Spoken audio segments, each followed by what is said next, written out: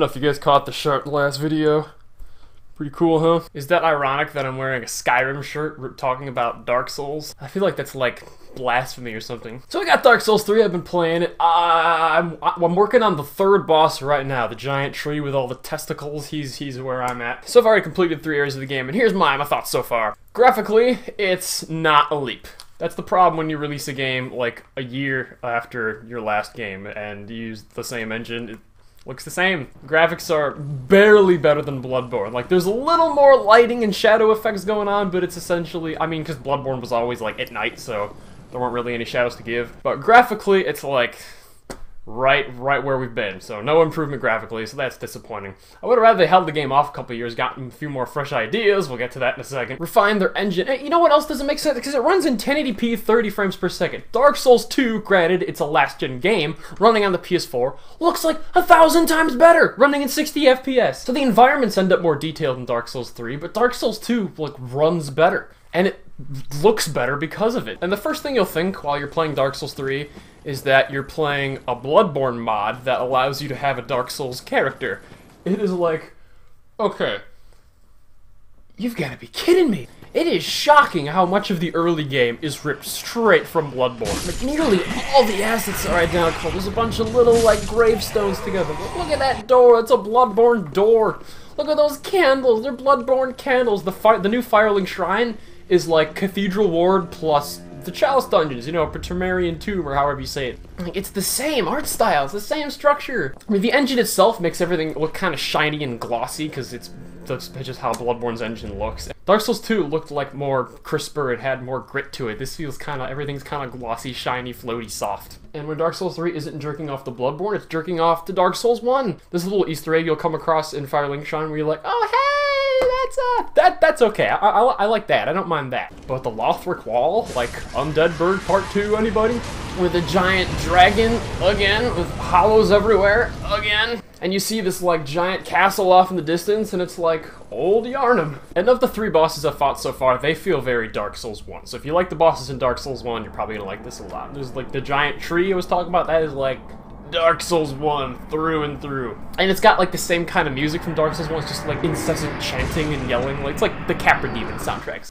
Music's really good overall though. You remember in Dark Souls 1 and 2, the main menu music was like this subtle like little piano thing. Dark Souls 3, it's like hee ha hee ha hee, just like, getting right into it. It's like a different tone in this game. It's not all depressing and sad. It's like the apocalypse is coming. We're gonna end the cycle. This is it. So far, I found the game really easy, and that's probably because I'm fresh off the Bloodborne DLC on New Game Plus. Thanks for that From Software. So the conclusion I'm going to come to is that I'm just really good at these games. But it's just like Bloodborne everywhere, and I'm like, I just got through playing Bloodborne. I was kind of done with Bloodborne and ready to move on from Bloodborne and back into Dark Souls. And the second place is like Hemwick Charnel Lane Part 2. Like, look at the enemies. They're guys, they got like these cloaks on and they got pitchforks and like, really? I'll give the game the benefit of the doubt. Maybe it's just the first few areas, but like, I was really hoping for more Dark Souls 2 DLC style. So visually, that is my favorite Dark Souls game, is the Dark Souls 2 DLC. I'm not gonna say Dark Souls 2 is a package anymore, because after going to a Dark Souls 1 and then coming back to Dark Souls 2, I kind of recognized how much of that is shamelessly ripped from Dark Souls 1. But the Dark Souls 2 DLC is definitely the standard in terms of level design and art style. So far, 3 isn't up to snuff. So far, all of the starting weapons are the same. The class I chose was the Warrior because he looks like a Viking, and the armor set, armor sets are new, weapons are not. The armor sets are sweet looking. Cloth physics are, like, immaculately good, but they always have been, so there's nothing new about that. I got chainmail, and I got, like, a plate on my shoulder, and I got, like, a little fur thing and a red cape. I love that armor set, but you can't upgrade armor sets. Not at the blacksmith anyway, so maybe you need an ember. I haven't figured out how to upgrade armor sets yet. The combat's a lot faster than Dark Souls, so after everybody coming off of fast, aggressive Bloodborne, going back to Dark Souls might feel kind of slow and boring, so they did speed it up a little. You still have Dark Souls levels of stamina though, so Bloodborne I was like hit, like these long-ass combos, where Dark Souls, you gotta take a break. Dark Souls 3 has made some really nice fixes to the formula though, the first of which being the online play. There is no level limit for online at all. You get summoned into your friend's world, you get scaled down to their level, and that is like brilliant. Thank you. The second big change is to the humanity, human effigy kind of hollowing system. And this is my favorite version so far. In Bloodborne, there was like no penalty for death whatsoever. So it does have the Estus system. We're back to the Estus system because I hated the blood vial system in Bloodborne. I never said that in any of my reviews. The Estus system allows you infinite tries against a boss or an area, whereas at a certain point you're gonna have to stop in Bloodborne and go farm for more blood vials, so that's just tedious work and it's bad. So we have a magic bar now, which is for sword arts and for magic, and you use the Ashen Estus Flask to replenish that bar, so it's a separate bar that you level up with a separate stat. Your two Estus Flasks share points, so you can go back to Firelink Shrine and like allot how many points you want in which. So far I've just put them all in orange because I rarely use the Ashen Estus Flask. Looks cool though, I like that blue like whoosh.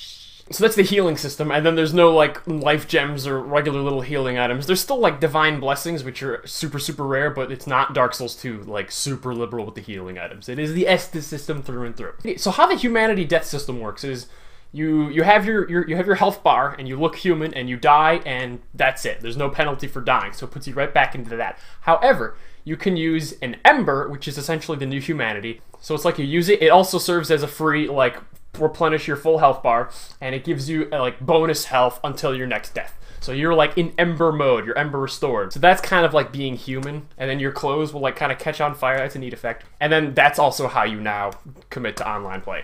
I guess it's the same system, but the big difference is in how you see it, because like you don't turn zombie when you die, so you always look human, and there isn't like a cap off like space missing in your health bar, it just adds to your other health bar. So it feels more optimistic than like, oh, I get more health, not I'm losing health the rest of the time. So I guess it's not that big of a difference, but really aesthetic style makes you feel like you're getting more health and you're like, oh right, yeah, what a bonus. The other big new thing in Dark Souls 3 is the weapon arts or the battle arts. Each weapon has kind of like its own, I mean, I haven't gotten that many weapons yet, but I assume it's like, there's like 25, 30, 40, however, like set weapon arts, and then some weapons will repeat. So what you do is you two-hand your weapon and you press left trigger and then you use your weapon art. So for the battle axe, it's just kind of a little like damage buff, which is kind of lame. But for like the sword, like hold down left trigger and now you're like in battle mode, and then you can do other, so it gives you two new attacks for your moveset, one of which is a guard break, I think. So essentially just adds new moves and combos for attacking. Also, depending upon which shield you have, depends whether or not you can parry or bash,